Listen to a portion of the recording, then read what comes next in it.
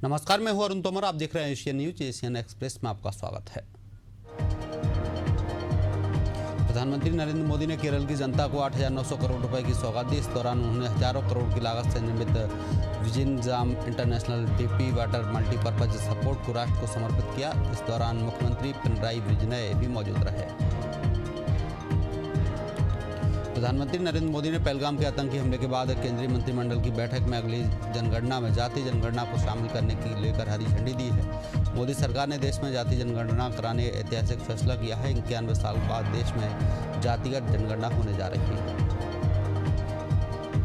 छत्तीसगढ़ के मुख्यमंत्री विष्णुदेव साय ने रायपुर में नीति स्टेट वर्कशॉप सीरीज में शिरकत की। इसके साथ ही उन्होंने प्रधानमंत्री आवास योजना की राशि जारी की है। वहीं आज वो सुशासन त्योहार की समीक्षा भी करेंगे। मुख्यमंत्री कन्यादान योजना के तहत सागर जिले के गड़ाकोटा में 23वां सामूहिक विवाह समारोह का आयोजन किया गया है। कार्यक्रम में 3,219 जोड़ों ने धार्मिक विधियों के साथ 7 फेरे लेकर वैवाहिक जीवन में प्रवेश किया। इस अवसर पर सीएम डॉक्टर मोहन यादव ने नवविवाहित जोड़ों को आशीर्वाद दिया।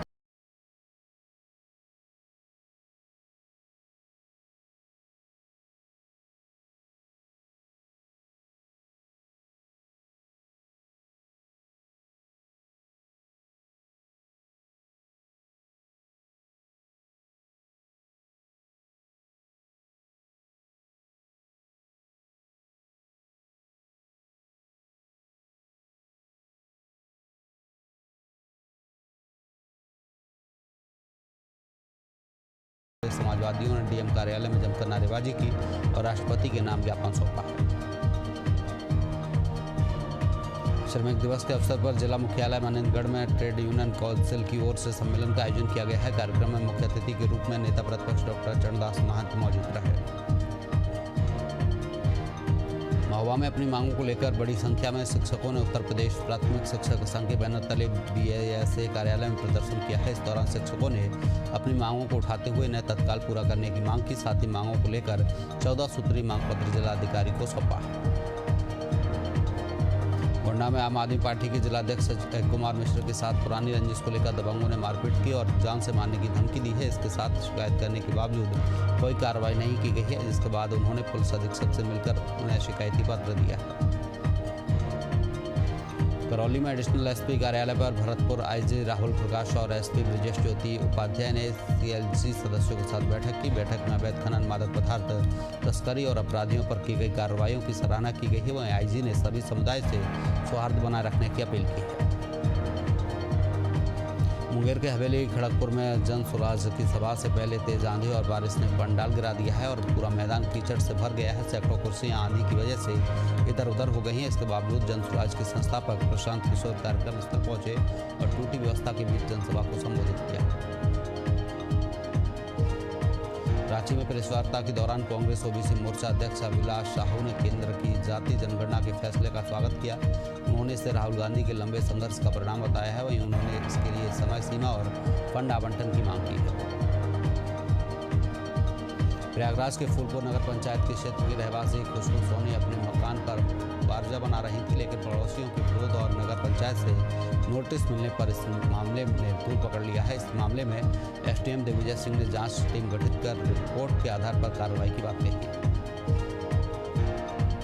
जसपुर में वाहन चेकिंग के दौरान कार सवार युवक से मारपीट करने वाले एएसआई का वीडियो वायरल होने के बाद एसएसपी ने संज्ञान लिया है और एएसआई को लाइन अटैच कर जांच के आदेश दिए हैं। साथ ही सभी पुलिसकर्मियों को संयम बरतने की सख्त हिदायत दी गई है। डबरा पुलिस ने अवैध हथियार रखने वाले 6 बदमाशों को घेराबंदी कर धर दबोचा है। आरोपियों के पास से 200-300 वार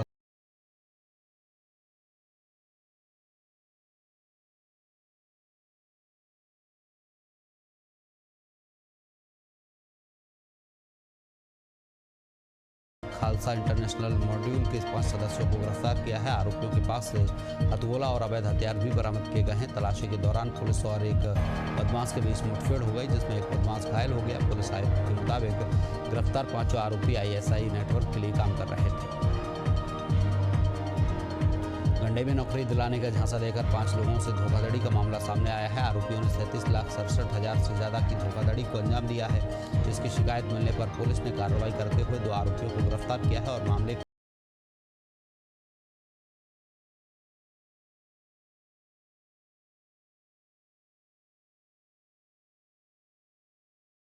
कार्रवाई की गई है। वहीं जिलाधिकारी ने निर्देश दिए हैं कि संचालक अगर पंजीकरण नहीं कराते हैं तो उनके खिलाफ मामला दर्ज कराया जाएगा।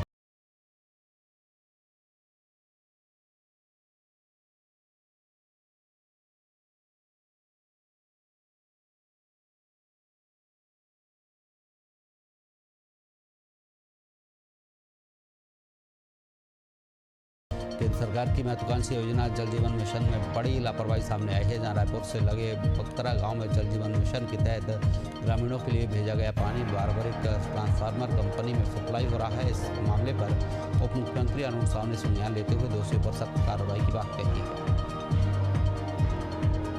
दौसा में साइबर क्राइम थाना पुलिस ने बड़ी कार्रवाई करते हुए 38,80,000 रुपए की साइबर ठगी के मामले में एक और आरोपी को गिरफ्तार किया है। आरोपी ने कमीशन के आधार पर ठगी की राशि में से 9,80,000 रुपए अपने बैंक खाते में प्राप्त किए थे। इस मामले में अब तक कुल 4 आरोपी गिरफ्तार किए जा चुके हैं। भिलाई स्मृति नगर थाना क्षेत्र में 2 युवकों के बीच जमकर मारपीट हुई, जिससे एक युवक गंभीर रूप से घायल हो गया और उसके सिर पर 10 टाँके आए हैं। पीड़ित ने आरोप लगाया है कि महादेव ऑनलाइन सट्टा की मुखबिरी के शक में उसके साथ मारपीट की गई है। फिलहाल पुलिस मामले की जांच में जुटी है। भारत सरकार की महत्वाकांक्षी योजना हर घर जल जीवन मिशन का हाल बेहाल है। अनूपपुर जिले के ग्राम पंचायत बोदा में बैगा समुदाय के 40 से 50 घर हैं। रोजमर्रा के कामों को छोड़कर परिवार पानी की तलाश में जंगल की ओर भटकता है। ग्रामीण बरसाती नाले में झिरियाँ का निर्माण कर रहे हैं। उनका घंटों समय पानी का बंदोबस्त करने में निकल जाता है। हरदा के ITI कॉलेज का एक वीडियो इन दिनों काफ़ी वायरल हो रहा है। वीडियो में कुछ छात्र क्लासरूम में बंदूक लेकर रील बनाते नजर आ रहे हैं। वीडियो सोशल मीडिया पर वायरल होते ही अखिल भारतीय विद्यार्थी परिषद ने आपत्ति जताई और उचित कार्रवाई की मांग की। जामताड़ा उपायुक्त सह जिला दंडाधिकारी कुमुद साहे ने चौकीदार नियुक्ति परीक्षा को लेकर जो सोशल मीडिया पर चल रही चर्चा को निराधार बताया है। उनका मानना है परीक्षा पूरी पारदर्शिता के साथ आयोजित की गई है, जिसमें प्रश्न पत्र सेटिंग प्रिंटिंग कोषागार में सुरक्षित रखे गए हैं। जम्मू कश्मीर के पहलगाम की घटना के बाद सुरक्षा एजेंसी के साथ पुलिस रेलवे भी अब अलर्ट मोड पर आ गई है। JRP और रेलवे पुलिस बल ने जोधपुर रेलवे स्टेशन पर ट्रेनों की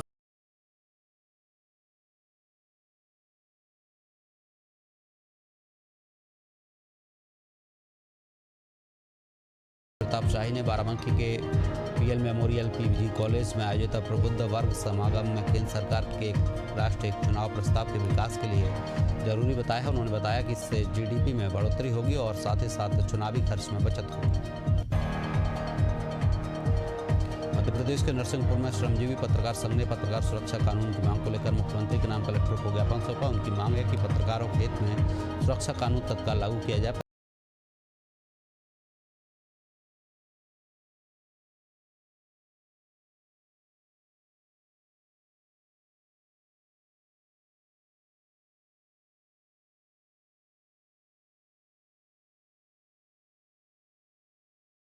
की मौत हो गई। फिलहाल पुलिस आरोपी कार चालक की तलाश कर रही है। उज्जैन को मांस मदिरा मुक्त बनाने के लिए शिप्रा सहित प्रदेश की धार्मिक नदियों की पवित्रता को लौटाने के लिए प्रदेश स्तरीय नए संगठन त्रिशूल शिव गण वाहिनी का गठन किया गया है। जनता के बीच स्वच्छता और जल संग्रहण के क्षेत्र में लंबे समय से काम करने वाले नगर निगम के पूर्व अपर कमिश्नर आदित्य नागर ने संगठन बनाकर यह पहल की है। महुआ के गोराहरी गांव में तेज रफ्तार अनियंत्रित कार ने बाइक सवार को जोरदार टक्कर मार दी। इस हादसे में बाइक सवार भाई बहन घायल हो गए। घटना की सूचना मिलते ही पुलिस मौके पर पहुंची और घायलों को अस्पताल में भर्ती कराया। भाटापारा के कल्याण सागर तालाब गंदगी के चलते अस्तित्व की लड़ाई लड़ रहा है। लगभग 300 से ज़्यादा परिवार इस तालाब पर आश्रित हैं। वहीं प्रदूषण और गंदगी के चलते तालाब में हजारों मछलियां मर चुकी हैं, जिसकी बदबू से पूरा क्षेत्र परेशान है।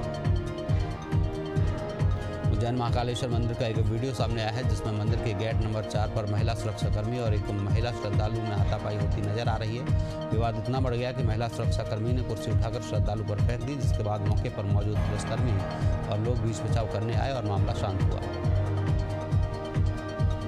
पहलगाम में हुए आतंकी हमले के विरोध में विदिशा माधवगंज चौराहे पर हिंदू प्रहरी संगठन के नेतृत्व में रक्त हस्ताक्षर अभियान आयोजित किया गया है। इस मौके पर बड़ी संख्या में लोग शामिल हुए और युवाओं सहित बुजुर्गों ने भी अपने खून से हस्ताक्षर कर प्रधानमंत्री के नाम ज्ञापन सौंपा। मथुरा के ऑफिसर्स कॉलोनी स्थित न्याय के अधिकारियों के आवासों की मरम्मत के लिए फरवरी में स्वीकृति 52 लाख की धनराशि के बावजूद निविदा प्रक्रिया अधर में लटकी है। लखनऊ प्रहरी समिति ने तकनीकी खामियों के चलते 2 निविदाओं को बाहर किया है। वहीं प्रत्येक खंड के अधिशासी अभियंता ने समिति अध्यक्ष को रिपोर्ट भेजने में टाल मटोल शुरू कर दी। राजस्थान के जोधपुर के 11वीं रोड में शराब दुकान खोले जाने के विरोध में जमकर नारेबाजी की गई। विरोध कर रहे लोगों का कहना है कि शराब दुकान के पास स्कूल और मंदिर हैं, जिससे आम लोगों को परेशानी हो रही है। फतेहपुर जिले के बीएससी कार्यालय में 14 सूत्रीय मांगों को लेकर सैकड़ों शिक्षकों ने 1 दिवसीय धरना प्रदर्शन किया है और अपनी मांगों को लेकर कलेक्ट्रेट में मुख्यमंत्री के नाम ज्ञापन सौंपा है। मुजफ्फरपुर में बाइक सवार अपराधियों ने हथियार के बल पर एक व्यक्ति से करीब 55,750 रुपए की लूट की है। इस मामले में कार्रवाई करते हुए पुलिस ने लूटकांड में शामिल 4 अपराधियों को लूट के सामान के साथ गिरफ्तार किया।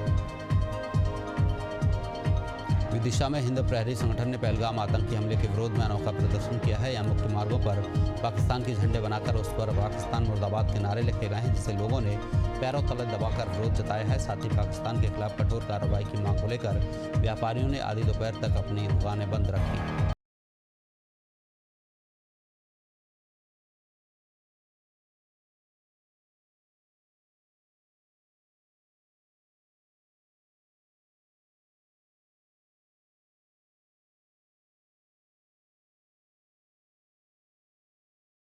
बटाला के गौसपुरा इलाके में फायरिंग की घटना सामने आई है। बताया जा रहा है कि बाइक सवार कुछ बदमाश मौके पर पहुंचे, उन्होंने गोलीबारी की और फरार हो गए। बताया जा रहा है कि घटना में 2 महिलाएं गोली लगने से जख्मी हो गई हैं। फिलहाल पुलिस मामले की जांच कर रही है। एटा के जलेसर सीएचसी में युवक की इलाज के दौरान मौत हो गई, जिसके बाद परिजनों ने जमकर हंगामा किया है। दरअसल युवक को सांप ने काट लिया था, इसे इलाज के लिए सीएचसी में भर्ती कराया गया था। इस मामले में परिजनों का आरोप है कि डॉक्टरों की लापरवाही के चलते युवक की जान गई। पंजाब में मजदूर दिवस की छुट्टी घोषित की गई है, लेकिन दूसरी ओर कादिया में मजदूरों की हालत दयनीय नजर आई है। मजदूरों का कहना है कि देश को आज़ाद हुए 76 साल से अधिक हो गए हैं, लेकिन आज तक सरकार ने मजदूरों के लिए कोई उचित व्यवस्था नहीं की है। मजदूर लंबे समय से लेबर शेड की मांग कर रहे हैं, लेकिन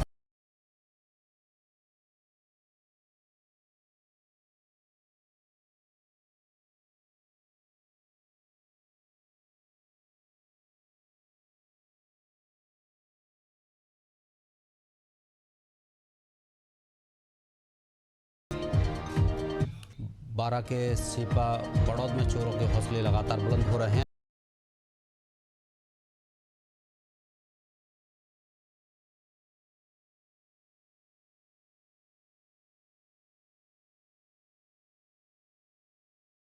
जिले के ओरसापाट ग्राम में सड़क निर्माण कर रही कंपनी के कंस्ट्रक्शन साइट पर उग्रवादियों ने धावा बोल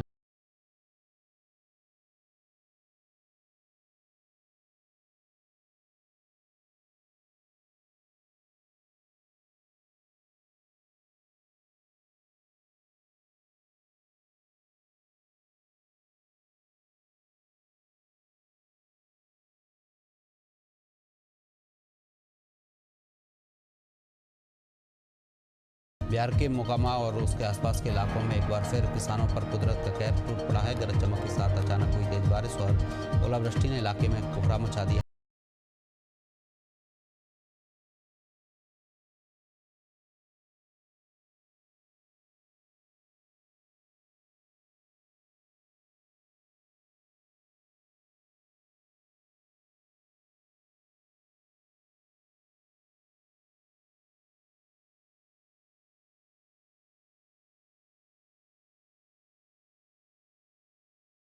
चार बीएफए महिला बेसबॉल एशियन कप का आयोजन 23-29 अप्रैल को हुआ, जिसमें राजनांदगांव की सोनल मरकाम ने प्रतिनिधित्व किया है। भारत ग्रुप के सभी मैच जीतकर शीर्ष पर रहा है और सिल्वर मेडल हासिल करने में सफलता हासिल की है। जिसके बाद सभी खिलाड़ी राजनांदगांव स्टेशन पहुंचे, जहां कोच ने सभी खिलाड़ियों का स्वागत किया।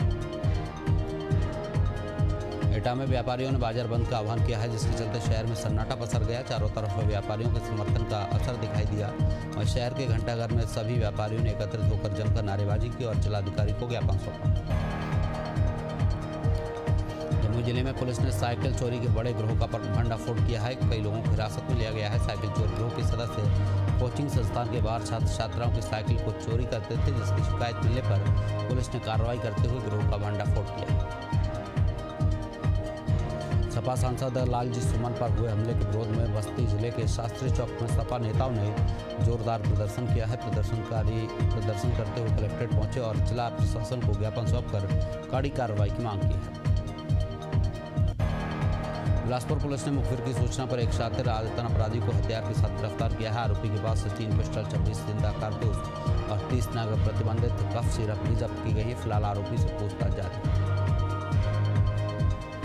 पहलगांव में हुए आतंकी हमले के बाद देश भर में पाकिस्तान के खिलाफ आक्रोश है। ऐसे में बिहार के मुजफ्फरपुर के युवाओं ने अनोखे तरीके से आक्रोश जताया है। उन्होंने बीच सड़क पर पाकिस्तानी झंडा चिपकाकर उस पर गाड़ी चलाई। वहीं झंडे पर पाकिस्तान मुर्दाबाद के नारे भी लिखे गए।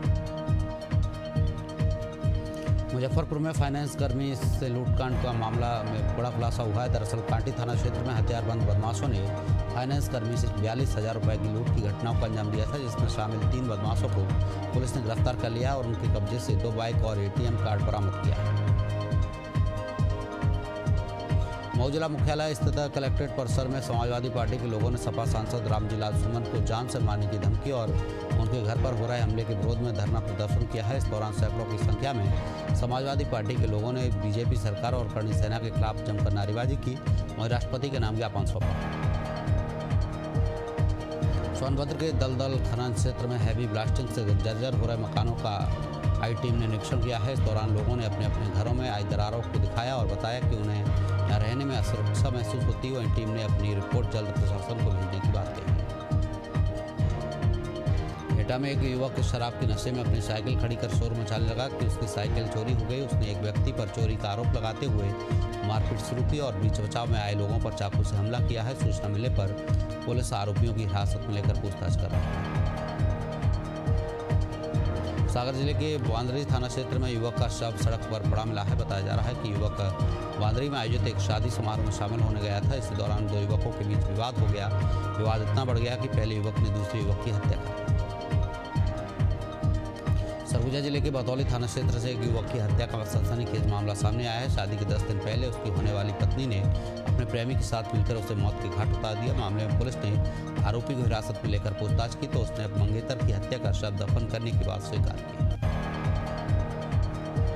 मवा शहर के ललिता भवन के पीछे डस्ट के ढेर में दबकर 3 साल के मासूम बच्चे की मौत हो गई। मासूम अपने घर के बाहर खेलते खेलते अचानक लापता हो गया। करीब 3 घंटे बाद डस्ट के ढेर से उसका शव बरामद किया गया है। वहीं अब परिजन अवैध डस्ट डंपिंग को लेकर कार्रवाई की मांग कर रहे हैं। अमरोहा जनपद के हाशमपुर गांव में दिल दहला देने वाली घटना सामने आई है। गन्ने के खेत से अज्ञात महिला का जला शव बरामद हुआ है। सूचना मिलने पर पहुंची पुलिस आरोपियों की तलाश में जुटी है। मुंगेर में 3 युवक बाइक में सवार होकर खेत की ओर जा रहे थे। इसी दौरान उनकी बाइक बकरी को बचाने के चलते सड़क किनारे गड्ढे में पलट गई, जिसमें बाइक सवार 2 युवकों की मौके पर मौत हो गई और एक युवक गंभीर रूप से घायल हो गया, जिसका इलाज जारी है। फिलहाल पुलिस पूरे मामले की जांच कर रही है। हजारीबाग में हाथी ने एक बुजुर्ग पर हमला किया है, जिसमें बुजुर्ग की मौत हो गई है। बताया जा रहा है कि बुजुर्ग बारात से घर वापस लौट रहा था। इस दौरान हाथी ने बुजुर्ग पर हमला किया है। फिलहाल सूचना मिलने पर पहुंची वन विभाग की टीम मामले की जाँच में जुटी है।